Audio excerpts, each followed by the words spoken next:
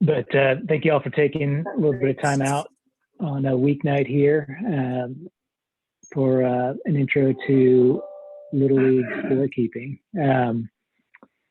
Obviously, scorekeeping's evolved quite a bit.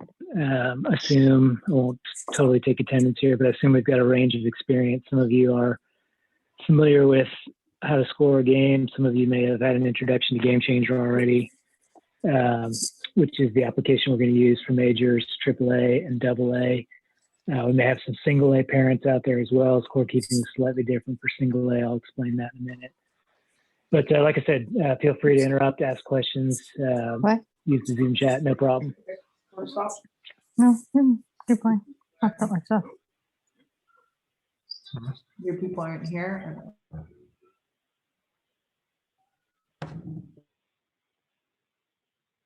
We'll try to keep folks muted. You got the ability to take yourselves off mute if you like. So we'll cover 4 things tonight. Number 1, the role of a scorekeeper. Number 2, we'll talk about the game day routine. Number 3, I'll run a quick demo. I'll share a screen and allow you guys to follow along with me.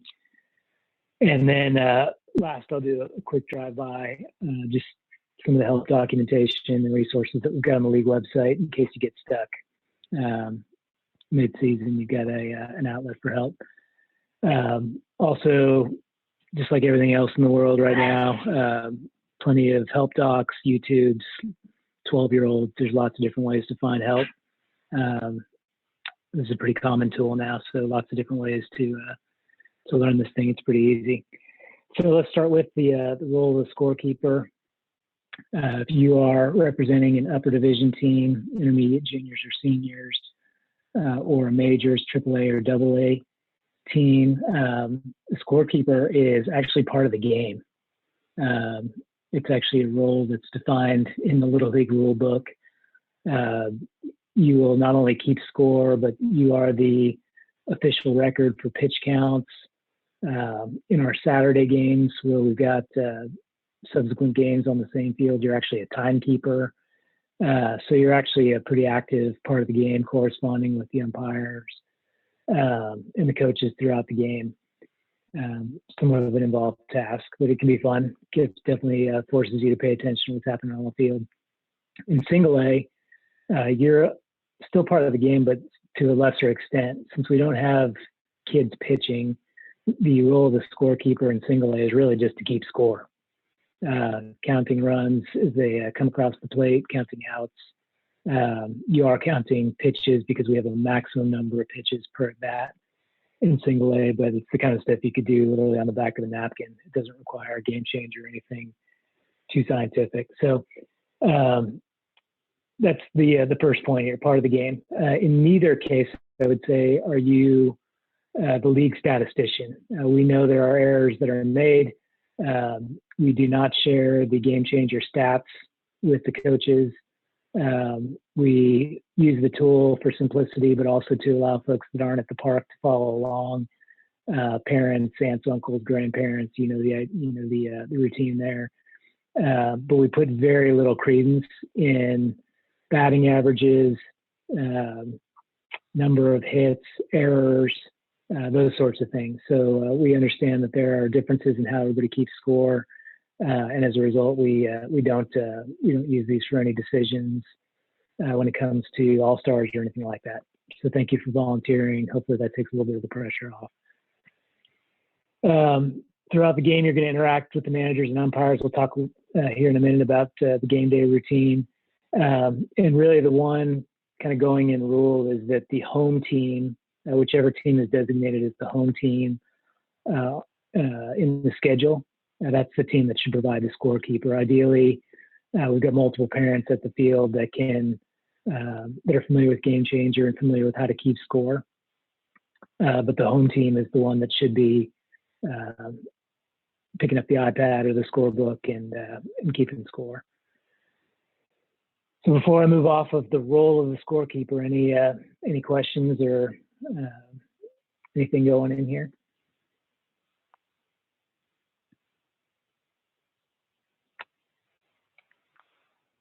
Great. I'll keep it going.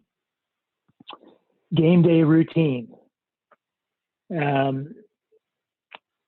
couple things here. I'll try to do this chronologically from start to finish. We do have this documented, but I think you'll realize it's pretty simple. And once you do it a time or two, it'll just get to be a pretty regular routine. We ask you that you get to the park early, and that is so that you can pick up the iPad. For those of you that are scoring on Game Changer, pick up the iPad from the snack shack. 20 to 30 minutes before first pitch should be plenty of time. We'll have somebody there volunteer to distribute those in time for you to walk from the snack shack over to your field, where you will meet both managers for their lineup cards. So they'll have handwritten lineup cards to present to you. That'll tell you which kids are present for that game, the batting order. They'll indicate who's going to pitch and who's going to catch. You may have to interrupt the managers. They may be, off on the side of the field with the kids getting ready for the game. But when you walk up with the iPad, they'll know what the deal is, and they'll hand you their lineup card. From there, you will take a few minutes to transfer the information from the lineup card into the iPad. I'll show you how that works here in a minute when I get to the demo. The team rosters are actually already preloaded into the iPads. So as soon as you click into the game, you'll actually see the kids' names who are on each of the two teams playing. The only change that you may run into later in the year is if we introduce pool players. Sometimes on weekends we have guest players essentially that are added to teams to round up the game day roster.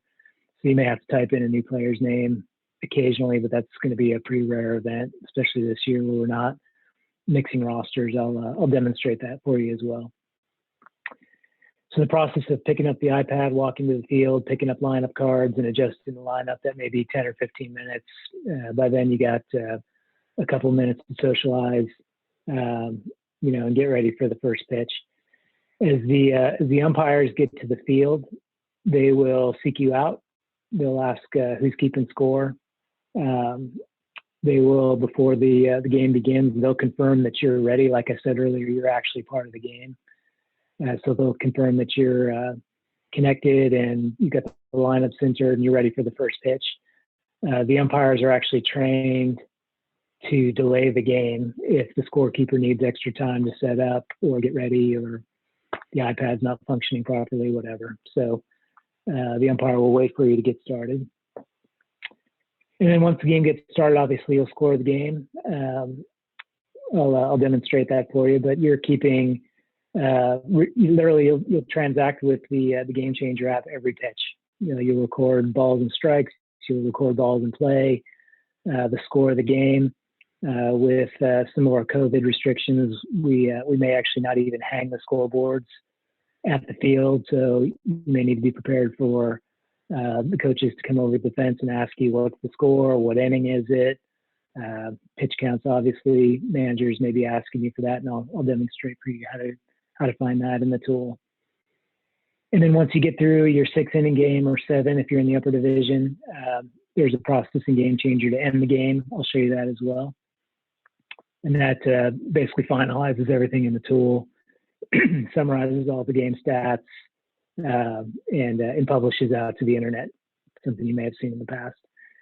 And as you're doing that, in Game Changer, there are 2 more things that we ask the scorekeepers to do. One is actually a manual step. Outside the tool, we ask the scorekeeper to, in handwriting, record the pitch counts for each pitcher from the game from both teams. There'll be a binder at the field. I won't be able to demonstrate that tonight, but it'll be easy to identify. We do that because we ask the managers to sign off on each pitcher's pitch count. That's kind of the accountability that we keep to make sure the kids are complying with Little League's pitch count rules. So that's the step that we take outside the binder. And then the last thing you'll do is return the iPad to the snack shack, and you're done. Kevin, here's the binder. So, I don't know, it's probably backwards to you guys, but at least they can see this is what they'll be getting. And the binders will be in the snack shack this year, not in the bins. So they'll get it with the iPads. Cool. Awesome. Yeah, there you go. So one row per player.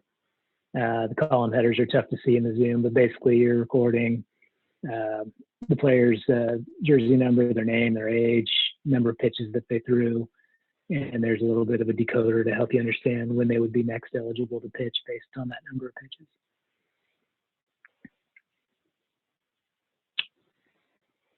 So that's the game day routine. Any questions, or maybe for those of you who've done this before, anything that you recall or you've had trouble with or you want us to highlight for the group?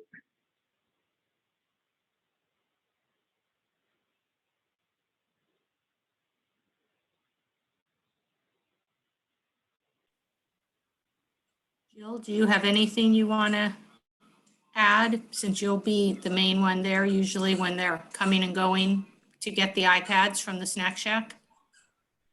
Possibly, but I'll wait for Kevin to get through, and he may already be going over things. Hey, Kevin, it's John Ravita. Quick question. Is there a binder per team, or is it just one binder? You know, how does that work? You got a binder per field. So basically it's by division. Per field. Right. Yeah, and within the binder, you'll find individual sheets per team. Okay, so I was just wondering So I was just wondering then, sorry for interrupting. I was just wondering then, when you have back-to-back games, are we taking the binder then all the way back to the Snack Shack, or are we just handing it off to the next scorekeeper? It'll likely depend on what you do with the iPad.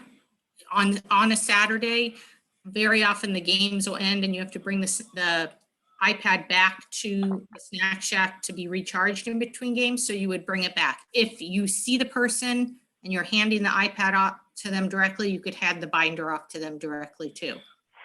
Okay.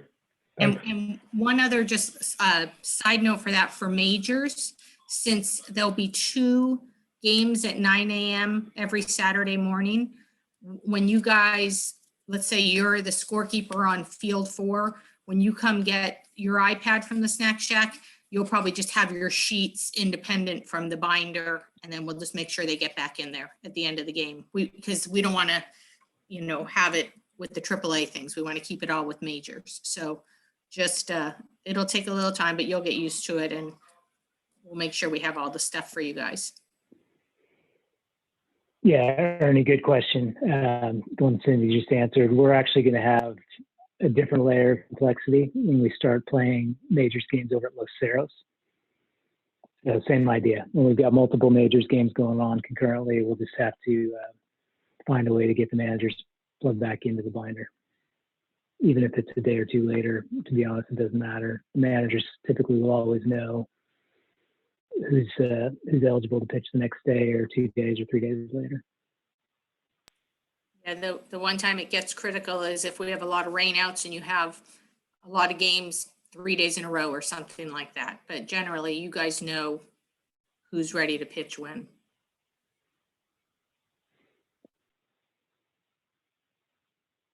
Okay, let me I'll start to share my screen here, and we'll go into a little bit of a demo. My goal here would be just to navigate some of the basic functions. If you haven't already and you're interested, you can download the Game Changer app while I'm getting myself set up here onto your phone or your own iPad. It just allows you to kind of click away as I'm clicking away. Within the tool itself, there's essentially a test feature that anybody could use. So everything I'm going to show you is available to any Game Changer user as you get started. So as I get started here, I'm using my own iPad, but when you pick up the iPad from Snack Shack, you're going to see, just as anybody would, a normal apps page, and our iPads at Osage have considerably less garbage on them than my own. But the Game Changer app will be one of the few apps that's available. And when you click into it, you're going to see something like this. I've got our majors games loaded, and they're on our screen right now. So the iPad will already be logged in with the scorekeeping ID for the division that you're keeping score. So the one I'm logged into right now is one of the major scorekeepers. And this is what it would look like if you picked up the iPad on Saturday, obviously March 6th. you'll see the schedule of majors games, and all you'll need to do is click into the game for which you're scorekeeping. It's about that simple. And so I'll go ahead and start on that just to give you a sense of what you'll see. But Game Changer will allow you basically to download the game. I won't do it now because I just have to undo it. But it'll bring you to essentially the game, and this is where I'll start the Game Changer demo, so that you get a sense of what it's going to look like when you actually get into a game and start to score that game. Usually So usually have them downloaded before we go to Osage, because we want them to sync and make sure, you know, if there's a Wi-Fi issue or something out at the park, then we can't get into the game. So you'll see it like ready to go, like you'll be beyond the download game. You know, we'll get that set up for you guys, so it's pretty fail safe. You can just click right on your game and start scoring. Yep. Okay, so if you're playing along with me on your own phone or your own iPad, from the main menu here up in the top left, the pancake menu, there's one here down toward the bottom that says Try Scorekeeping. That's the demo game that I'll use for most of the demo here, just so you get a sense of how to navigate the basics of a roster and a game. So I'm going to click into that now for baseball. And if you want to run a parallel screen as I'm navigating along, feel free to do that. So the demo that Game Changer set up for us here is, unfortunately, I'm not able to hover, so you're not actually going to see kind of what I'm pointing at. But this is a game between the Lions and the Tigers. I could tell that based on the score line at the top of the page. I could see that we're in the first inning. Obviously, this game hasn't started yet. The Lions are the visiting team because they're batting. And the Tigers are the home team. They're the ones in the field. And you can see what's basically happened here is that the Game Changer's already taken the first couple of steps, which you would have done if you walked over to the field, took that lineup card from the manager, and started to plug kids into their batting order. So in the way it's currently set up, the Lions' first batter is a kid named C. Reynolds. But if for some reason I entered that incorrectly or I wanted to change it, it's as easy as just dragging and sliding it down wherever it is in the lineup. So I just made C. Reynolds the sixth batter instead of the first. So you can move these things, you know, however you need to move them. And since we use continuous batting in our majors and AAA and AA divisions, we oftentimes have more than 9 batters in our lineup. If we ever had to add somebody else from the roster, I'm toggling here between lineup and roster. But I could go to the roster and I could add, you know, any player by activating them.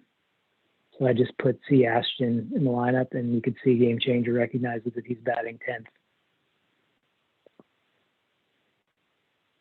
So this left-hand window is basically the one you would use to manipulate the game day roster, like I said earlier, and then the lineup.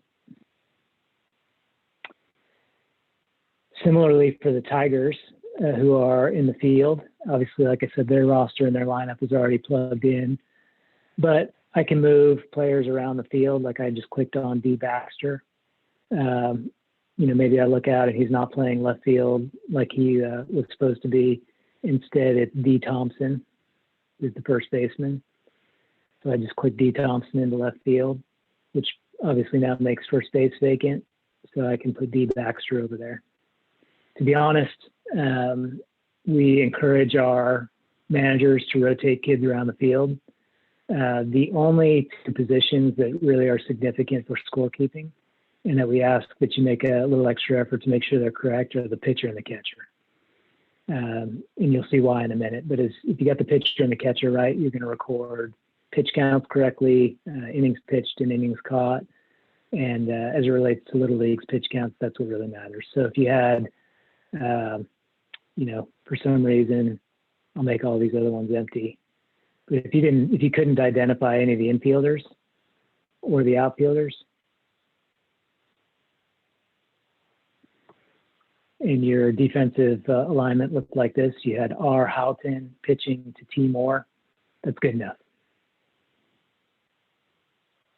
And obviously, if you got time in between innings or at the start of the game and you want to get it right, there are other parents around you that you can ask, hey, who's playing left field? What number is second baseman? Those sorts of things.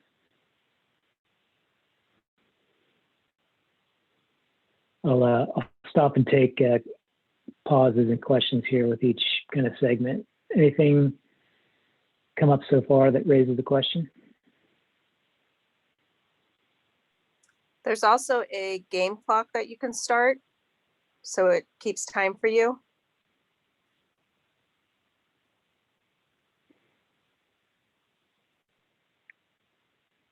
Yeah, for some reason I'm not seeing it on the demo, Jill, but you're right. Show playing time. Yeah, it has to be turned on in the settings.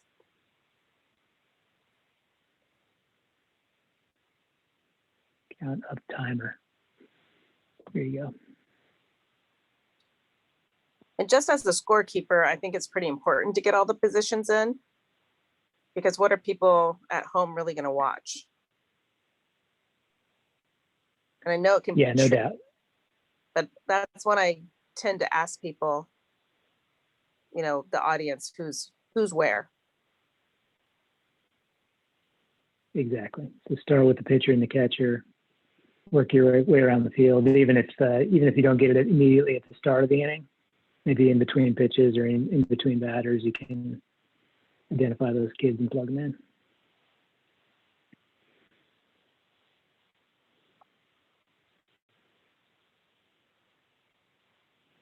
So you can see here down at the bottom of my screen, a little bit to the left of home plate. Now I've got the game clock running. Like I said, this is only really applicable on Saturdays. The managers will know the time limits that we have for our Saturday games. We do that to just keep games moving, first of all, but also to allow enough time for the subsequent game to start. And so the rule that we play by is after 1 hour and 45 minutes, we will not start a new inning. And after 2 hours and 10 minutes, regardless of where we are in the game, could be the middle of an inning, middle of an at-bat, that game's over. So this clock that's running here on my screen is basically acting as the official timer for the game.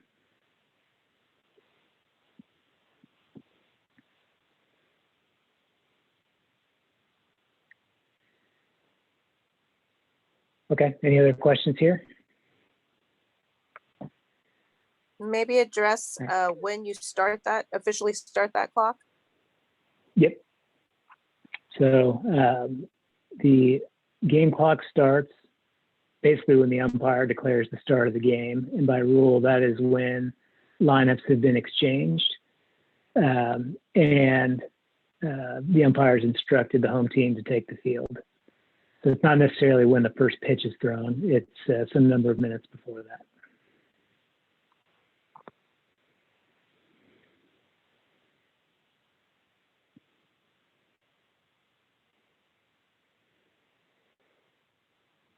Good. All right. So here we are. We've got the lineups set. The Lions batting order is set. The Tigers are in the field.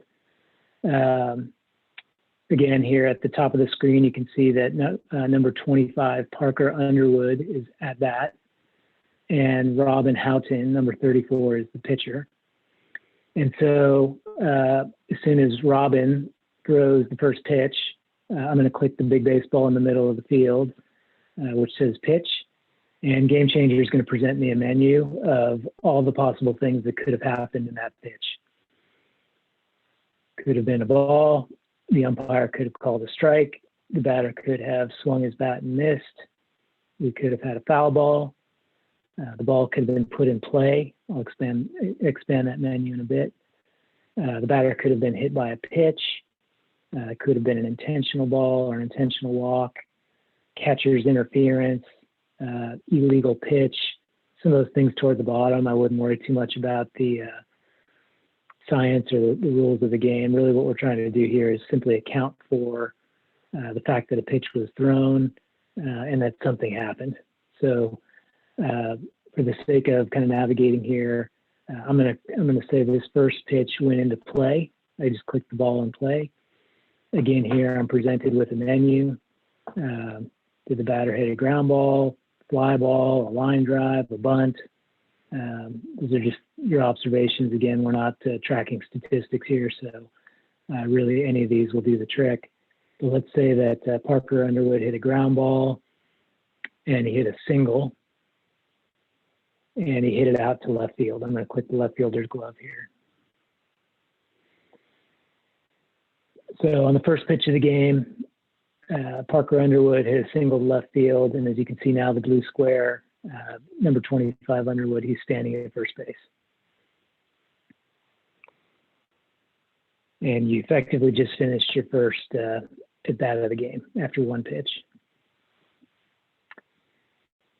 So let me navigate through a couple more of these scenarios and just kind of give you the look and feel. Let's say the next Robin Houghton's first pitch to the next batter, Kelly Parker, is a ball. You can now see at the top of the screen, we're still in the first inning, but your score tracker, your score line tracker is telling you there's one ball, no strikes, and no outs. Next pitch we'll say is a called strike. Now we've got one ball and one strike. Next pitch we'll say is a swing and a miss. Ball one, strike two. And the next pitch we'll say is a swing and a miss, which means that batter's out. Game Changer recognizes that the second batter of the game is now out. Number 25 Underwood is still at second base, at first base, and now we've got one out. You can see in the score line up at the top.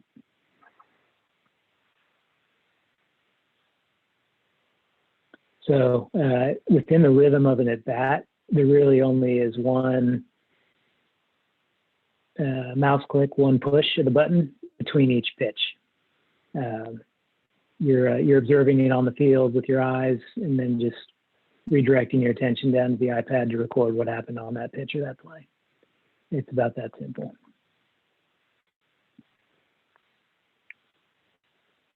Any questions on that sequence that I just ran through?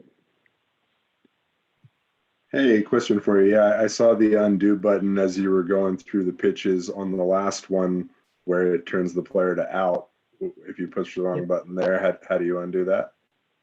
Yep, definitely. That was going to be my next, where I'm going next. So I haven't clicked anything since the third strike, since that second batter was retired on a strikeout. But what if I click too fast and the umpire declared that to be a foul ball?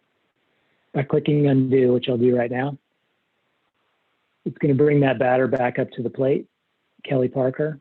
You can see up at the top, the score line just got reset, one ball and two strikes. What I need to go do is now record the foul ball, because effectively undo just undid that entire sequence. So now I'm going to say there was a foul ball instead of strike three, and I'm back now in the at-bat. So undo is a great tool. You can see in the pop-up window here, there's undo at the top right as well. So I'll click that. It just undid the foul ball. Now I'll put it in again. So undo is great, and I'll explain that in a minute, how you can kind of record if you get yourself wound up or if you get a couple pitches behind. If you have to go back more than one pitch, gets a little more painful, but there's a way to track back and kind of recreate your steps if you need to. And like I said earlier, really at any time, if you get out of sequence or out of sync with the game, it's completely okay in bounds, just to signal to the umpire that you need a minute to catch yourself up. We'll call timeout in the game and you'll get set, no problem.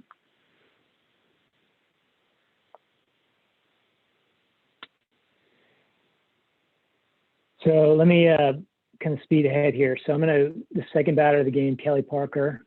Dominic, I see your note. We'll get to drop the third strike here. No problem. I'm going to strike this batter out again. So now we've got one out. For the next batter, I'm going to have a ground ball, and I'll show you how to record a ground ball. And then Dominic will make your drop third strike, the third out of the inning here. So next batter's up, Chris Browning. And in the first pitch, Chris is going to put a ball in play, and he's going to make an out, batter out, out at first. And we're going to say he grounded out to T. Smith, the shortstop. So I'm tapping the shortstop's glove, who threw it to first base, C. Yang, and that's it. So now I click done. So basically, I just kind of trace where the ball went on the field. Click done. If I went too fast, I'm happy to redo it. But basically, you can see that the batter made an out at first, but the runner was able to get himself from first to second. So he's safe at second. And obviously, you can see that with the blue box. And so now the score line is telling us that we've got no balls and no strikes. We're starting a new at bat. We've got 2 outs and we've got a runner at second.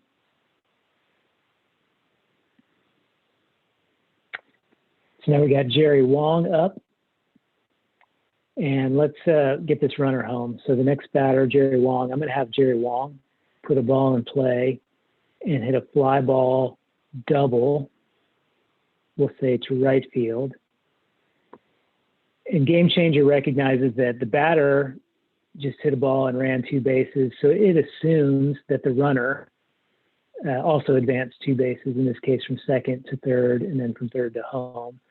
And you can see the prompt at the bottom of the screen. It's asking me, is number 25 Underwood safe or out or back? Back just means back to third base. He didn't advance all the way to home. So in this case, I'm going to say that Underwood was safe. I'm going to click the green safe button. And Game Changer is now resolved that at bat. And you can see up at the top now, the Lions have scored 1 run and the Tigers have scored 0. So we've got a score in the game now. It's 1-0. We've got 2 outs in the first inning. And we've got number 15, Wong, is standing at second base.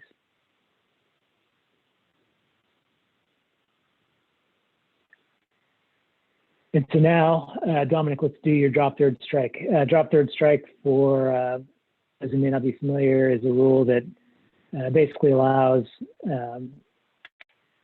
a runner to advance. We use this rule in majors, and then we use it in AAA only after spring break. But basically, a batter can advance to first if the catcher is unable to receive the ball cleanly, basically if the ball is dropped or if it hits the ground. So Dominic, in order to simulate this, I'll make the first 2 pitches of this bat strikes. So I'm just going to click called strike and called strike.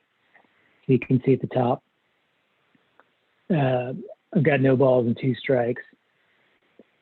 And now I've got a new addition to this pitch menu, which is the 4th one down. You can see here is drop third strike.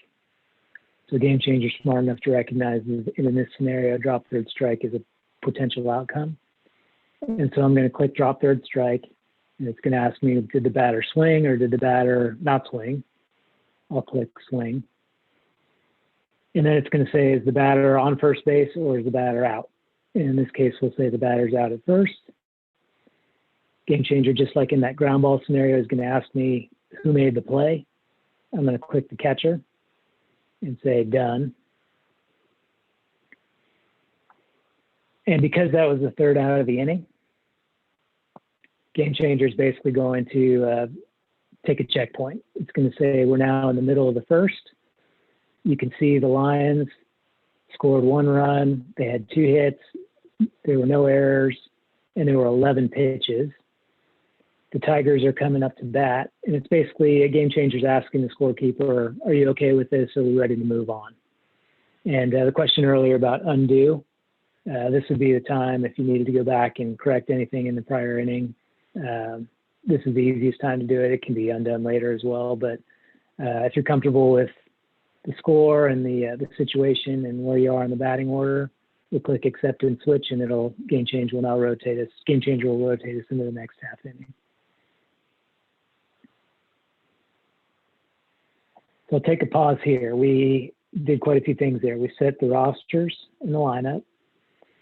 We scored several at bats. We recorded 3 outs and a run. I showed you how to undo a pitch. And then we closed the half inning and we moved on.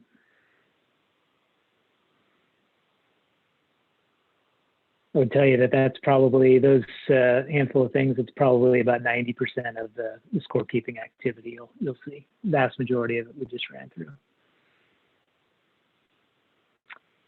I'll pause here. Any questions or anything that you want me to demonstrate in the next half inning?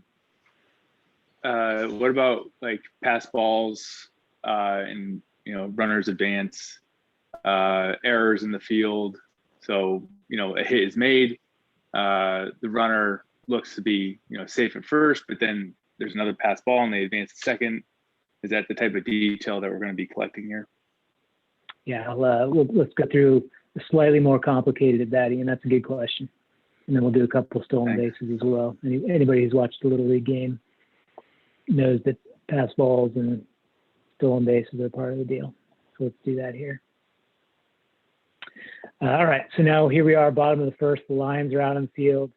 I won't bother changing positions, but the same kind of logic applies earlier to what I showed you in terms of rotating players around the field. In this case, we've got C. Santos pitching and Masterson catching. I can toggle. I'm going to click into the bottom left of my screen. You can see my team and opponent. If I need to rotate anybody in the batting orders here, I can always go back to this part of the screen, add kids if I've got somebody who showed up late maybe, or change the lineup in any way. I can do it here, no problem. I can also see, you see my team opponent. I'm going to click the button next to it which says plays. And if you've watched a game on Game Changer, this will look familiar to you, but the plays feature is essentially a running log of everything that just happened. So when I scroll down to the bottom, you can see there's that single that I entered on the first pitch of the game. There's the strikeout where I had a couple things undone. Then I had a ground out, remember, to the shortstop.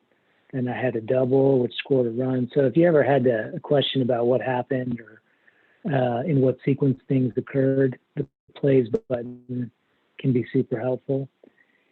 And then finally down here in the bottom left, the stats button is keeping a running log of all the activity of the game at a summarized level. It's here that you can see who's batted and who hasn't. When I go up to the top, you can see batting, pitching, and fielding. I can click pitching here and I can see that number 34 for the Tigers pitched 1 inning. They faced 5 batters. They threw 11 pitches. That's the pitch count that's running. Don't worry too much about total bases or total strikes. Those types of things are fun trivia, but don't really matter for the purposes of what we're doing. Really just the pitch count matched to the pitcher is the key there. And so this left-hand screen is, basically only visible to you, and you can toggle through just as much as you want, really at any point. Okay, so let's get into Ian's scenario here. Ian, I'll start this first batter just by putting him onto first base. Let's say, in fact, let's say there's a pitch, and this first batter was hit by the pitch on the first pitch. So I clicked hit by pitch. Number 51, Jackson, advances to first base. And now we're ready to go with the second batter, which is Taylor Smith. You can see up at the top there. Now we've got Cal Santos pitching to Taylor Smith. So on the first pitch to Taylor Smith, I click pitch, and let's say it was a ball, and this one went to the backstop. And the catcher's chasing after it, and the runner, number 51, Jackson, is on his way to second base. So I click ball. Now, in order to advance the runner, I've got to close this pitch menu. So I'm going to click basically onto the field. I'm just clicking any area in the green here. And by dragging Jackson, I'm going to put my finger on him and just drag him over to second base. Game Changer is going to give me the option to not only put him on second base, but tell Game Changer, is this runner safe or out? So let's say, for our example, that Jackson is safe. Game changer is going to ask me, well, how did he get there? Did he steal it? Defensive indifference means, did the catcher just let him run? Was it a wild pitch or a pass ball? Something else happened? Here again, we really don't care for statistical purposes which option is picked, but in this case, I'm going to say it was wild pitch by the pitcher, quick wild pitch, and now Jackson is sitting at second base. So hopefully that answers one of Ian's basic questions. Now I'm back. I've got 1 ball and no strikes. We're ready for the second pitch, so I'll click pitch again. And now I'm ready for the second pitch. So let's say now that the second pitch was a called strike. Let's say the runner Jackson is now trying to steal third base. So I'm going to click off again. I clicked into the outfield. And I'm going to drag Jackson over to third base. And this time he was out. He got caught stealing at third base. So Game Changer is going to ask me, just as it did for how did the runner get to second base safely, now it wants to understand how did the runner get thrown out at third. In this case, I'm going to say caught stealing. Just like before, it's going to ask me which defender threw the ball or caught the ball. So in this case, I'm going to tap in Masterson, the catcher. And then I'm going to click done. And you can see the runner is now eliminated. And up at the top, you can see we're still tracking this at bat with Taylor Smith with 1 ball and 1 strike.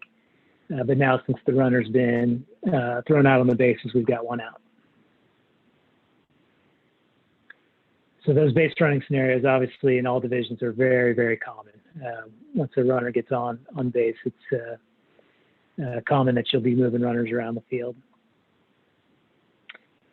And then, Ian, you had a scenario with an error as well. Let me show you an error. So in the next pitch, we'll say Taylor Smith puts the ball in play and hits the ground ball and gets on base with an error. You can see here a couple items down. Error is one of the options. Game Changer is going to ask who made the error. Again, for statistical purposes, we don't care. We don't track errors. We don't make all-star decisions or penalize kids because of errors. If you can identify who made it, in this case, I'll say it was the second baseman, T. Underwood. I'm going to click done, and Game Changer is going to realize that that batter, Smith, is now staying on first base as a result of an error.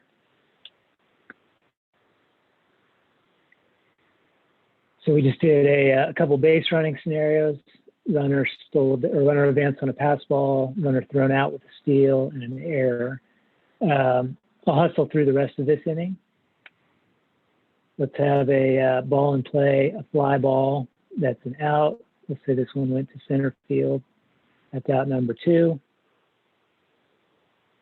And the next pitch we'll say is also a ball in play, a line drive that was caught by the third baseman, G. Wong. Done. Similar here, Game Changer is going to recognize that that was the third out of the inning. We're now at the end of the first inning, so Game Changer is asking you to confirm that everything looks right, and we will accept that and we'll switch. So we know the score is now 1-0, and you can see the Game Changer has advanced us now to the second inning.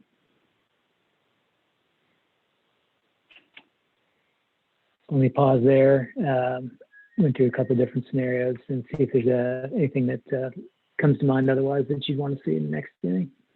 Or any questions with what I just ran through? I have a quick question for you. Is there a spot the scorekeeper is supposed to be located behind home plate, or is there an official location for it? Typically, it's a good question, Brad. Somewhere between the dugouts and close to the home plate umpire. There's a social aspect to this, and with COVID, we're all going to be somewhat separated anyways, but you'll be best suited the closer you are to home plate, not just for the ability to interact with the umpire and the coaches, but also just to see the action kind of, uninterrupted, unblocked. If you sit too far back, you may be screened out by the dugouts. We've still got sliding on the dugout walls. Just somewhere you can see the whole field. Okay, thank you.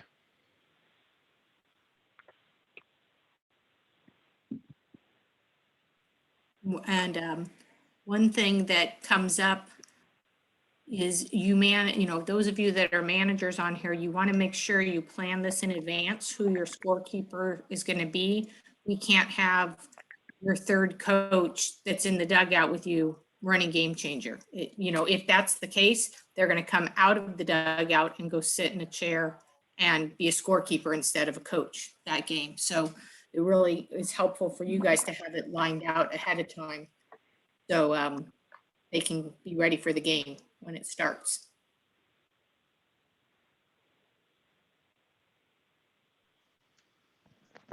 And one quick follow-up question to that. What's the policy on, parents or spectators asking questions of the scorekeeper? Well, it's undoubtedly going to happen, just by virtue of where you're sitting and who's around you. Hopefully it's not something that diverts your attention too much from the game itself.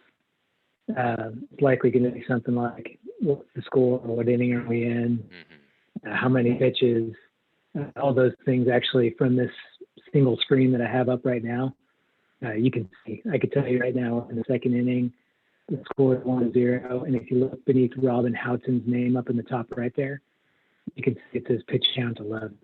So I don't really even have to navigate any of these screens to see it. The other thing you can tell parents, if they're asking you a lot of questions about the game itself, have them go download the app and and watch what you're doing. They'll be able to see it just like Joe in Indiana, right? They can follow along on Game Changer just like anybody else. Occasionally, I would tell you, Brad, you'll get questions. Hey, you gave little Joey credit for a hit back in the second inning. That was an error. Again, we're not counting on you to be the league statistician. However you recorded it is good enough, and all you have to do is reply and say, "Yep, I recorded it. No big deal. Good, we'll move on." Great, thanks.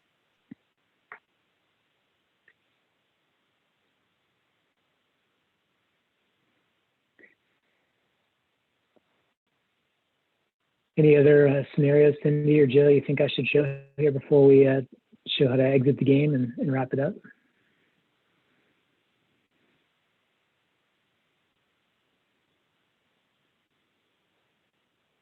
Do you want to show them how you would substitute, just show them on the left side how they would substitute positions with putting people on the bench and then moving them into a position, since it's kind of a two-step process? Sure. So let's say here, obviously we're in between innings. So we just rolled over from the first to the second inning.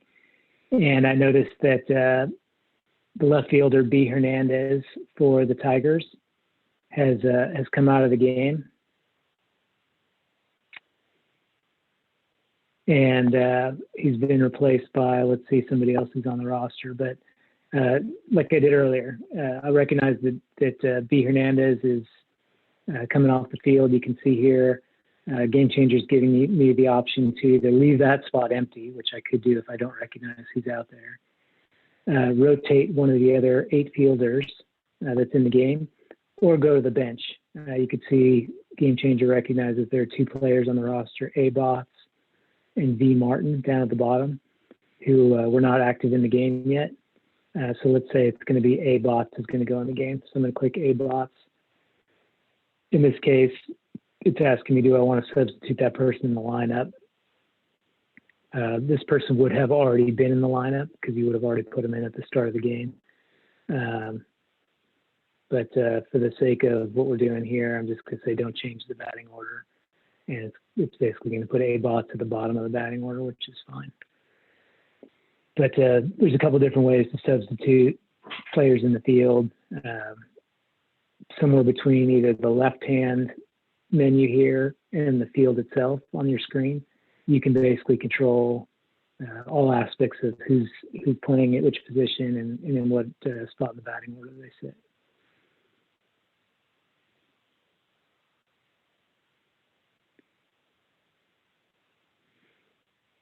And no doubt, particularly for your own team, after a couple of games, you're going to get a sense of how your volunteer managers and coaches rotate the kids.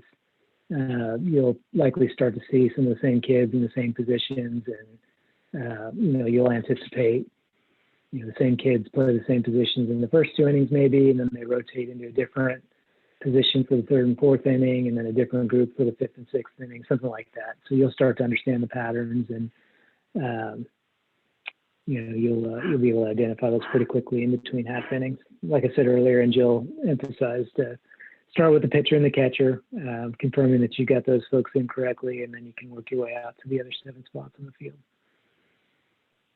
And when you guys start each game, the way the lineup will be is the way it was left after the last game. So you'll have to pay attention to making sure that the lineup that's on, don't just look and say, oh, the lineup's in there. Make sure it is accurate with what the coach has given you for the lineup for that game.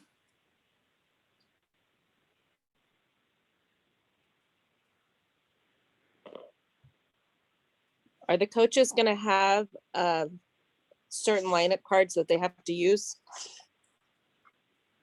Yeah, that's a good question, Jill. So the league, we will provide all the managers, Little League's kind of official lineup cards. And I don't have a good copy to show you, but should have all the information you need to enter the lineup at the start of the game, meaning the player's jersey number, their name. Ideally, they're identifying what positions they'll start in the field for the first inning, but sometimes you may only see the pitcher and the catcher. More than fair to ask the manager for more detail if it's not legible. And like I said, you're part of the game here, so if you're not getting the information you need from the manager, definitely feel free to ask. And like I said earlier, if there's any issue or delay in getting things set up, we'll hold the game.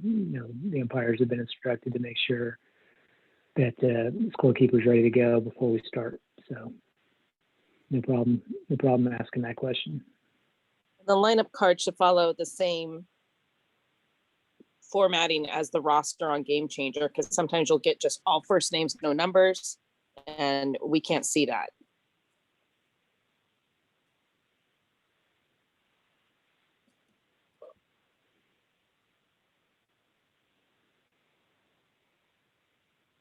Good. Any other scenarios I should run through here before I close the game? I'll just wait till you're done with the game, and then I'll just add a couple little things about how the Game Changer will work after that. Okay.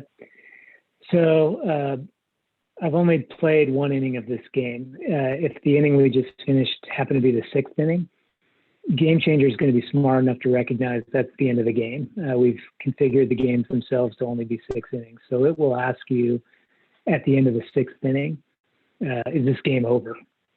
Because it will obviously recognize the score and the completion of the 6th inning, and there'll be a button that basically just says end the game.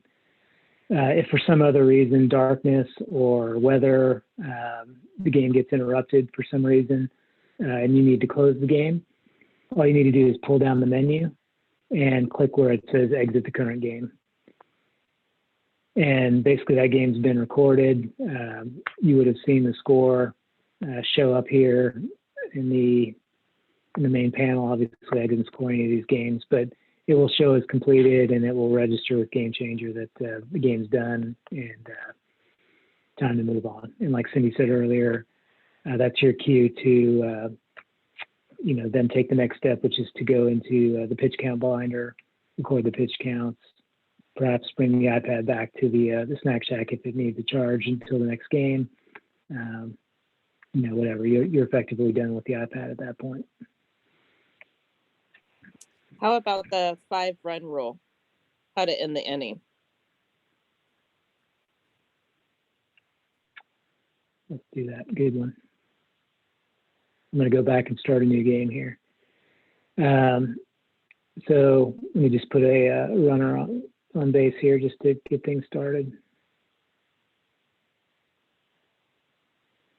So Game Changer is not tuned to understand our own unique local rules, like the 5-run rule that we have in place for AA and AAA games. For majors, we don't have a 5-run rule. But if you get to a point where you recognize that 5 runs have been scored, you do have the option within the menu bar to end the half inning. You can see it there, 4 or 5 down. And it's basically going to prompt you again to that end of half inning menu that you've seen already, which basically just says, are you ready to move on? And the only thing you'll have to recognize is what the score was at the start of the inning, and then what it is at the end, which you can use the plays menu that I showed you earlier. I just clicked plays down the bottom left there, and the line score will tell you how many runs have been scored in each half inning. So there's no doubt the managers will recognize that as well, or at least they'll be curious if 4 or 5 have scored. The umpire likely is not keeping track of that, but the managers or some of the parents around you will recognize those 5 if you don't see it first. So the transaction there is menu, then end half inning, and then accept and switch, just as we always have.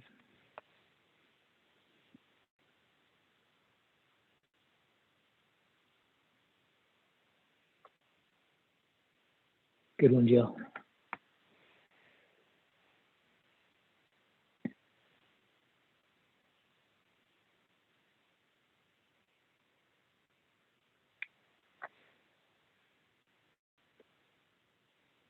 What else have I forgotten? Any other questions or things that folks have seen? Maybe folks that are familiar with Game Changer from prior years.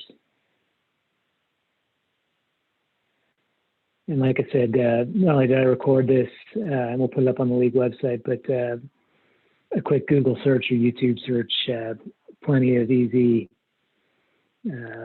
help documents and videos to watch that will navigate this stuff. It's the technology's improved considerably over the last couple of years. It's hopefully you'll find it pretty simple.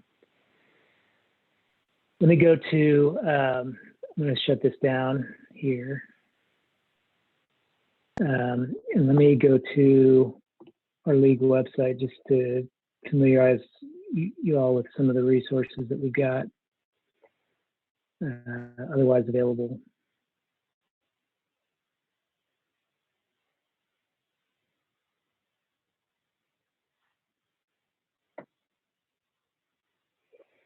So from the league website here, off the home menu on the left, we've got an option for scorekeeping. And we've got a couple things here, and this is where I'll put the link to tonight's video, but we've got a scorekeeping guide, which is a little dated. We put that together back when we used paper scorebooks a few years ago.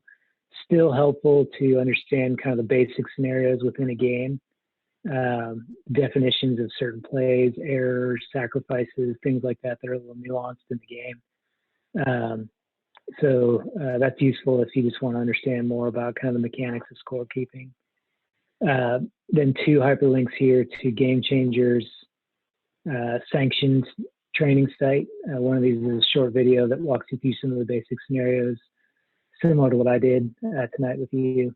And then the cheat sheet is literally like a 2 or 3 page little help doc you could imagine, kind of keeping alongside you with some of the basics of how to find the pitch menu, how to manipulate a roster, the undo button, like we talked about, just some of the very common transactions within the tool.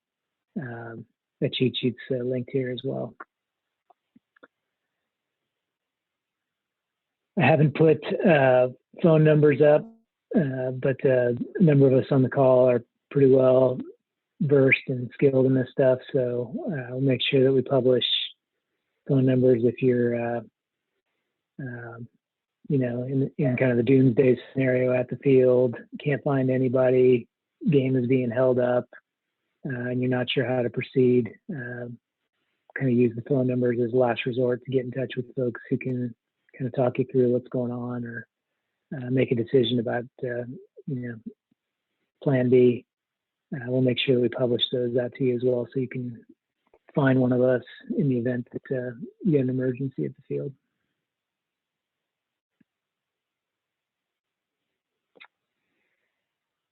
And that's about everything I got on my list. Any questions before we wrap up, or Cindy, Jill, anything that I skipped that we got to cover? I'm usually around and I'm available to help. I'll share my phone number. If anyone is unsure at your first game, if you make prior arrangements with me, I will come and sit with you. I'm typically found at the snack shack. I'll put my phone number in the chat if anyone wants to keep it. That's great. Thank you, Jill.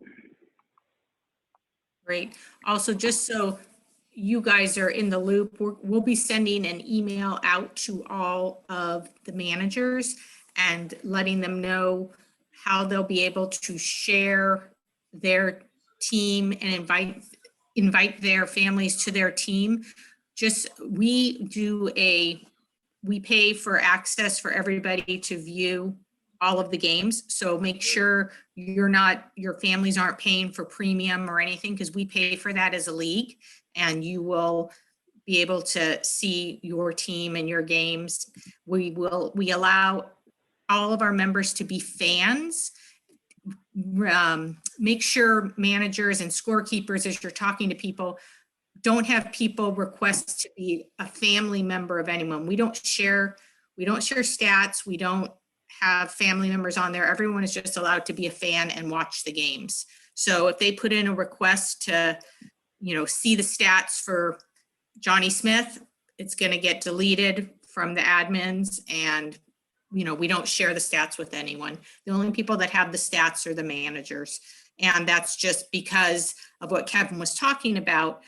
It's all, they're not accurate, because whoever's keeping score could say it's an error. If it's a hit, it's a pass ball, it's a wild pitch, and we don't use stats for anything, and they're generally not accurate. So no need for the families to see them, and it just protects them. And the worst thing is when one of the little kids shows up and says, "Hey, did you know that you're last in the batting or in batting averages?" And we want to avoid that. We want to keep it positive. So just make sure that your families know, yes, you'll be able to find your team, and make sure the managers have a link to that, and they don't need to pay, and they can all become a fan of as many teams as they want. That makes sense? I think, Sean, that's what you were asking. Is that correct? Is that what you were asking me? Yes, thank you. Perfect. Okay. You guys must have more questions. I know that come that first Saturday when we have majors, AAA, and AA games all going, there's going to be lots of questions. So if you can think of anything now, ask us now, or reach out to Jill or Kevin or myself in advance, and we'll try to get you guys on track before the actual game starts for you. Maybe you're all experts. That would be great.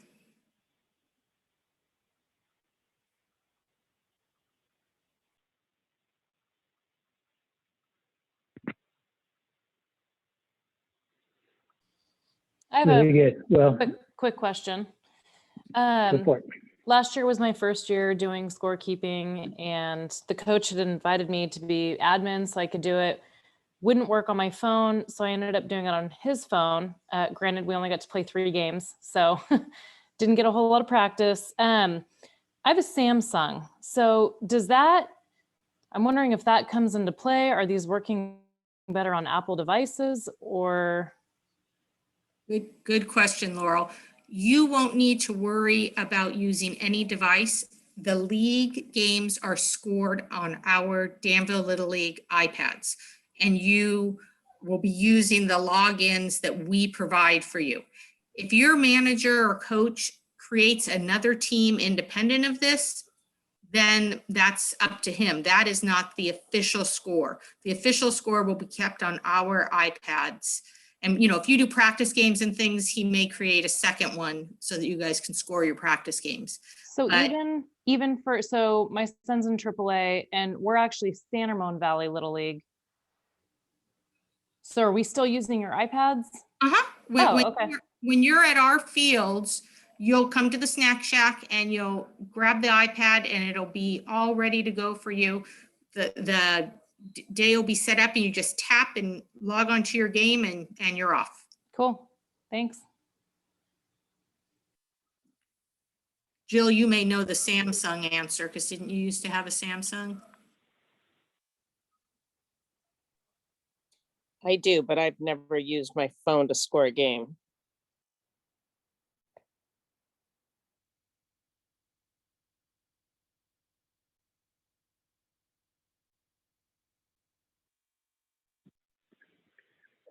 All right, really good. Thank you, everybody, for spending an hour, a little bit more with us. Jill's got her phone number in the chat here. Obviously, email me or call me or Cindy if you have questions as you go. Really appreciate everybody pitching in here to help out. You know, we've been talking about this season, you know, going back really to last March, but in earnest since August or September. It's fun to imagine that it's actually here. You know, everybody's super eager to get out, and hopefully we can do it in a safe and fun way for everybody. So looking forward to a really fun couple months here. Thank you for doing this with us. Thanks a lot. See everybody at the park. Thank you all. And just make sure you allow yourselves enough time before that first game, because that's when we'll have the player info logged in, but it may take a little extra time the first game. So make sure whoever the scorekeeper is, that they give themselves 10 extra minutes on that first game. That'll be really helpful. Are the rosters logged? Yes. They are, Jill. Yep.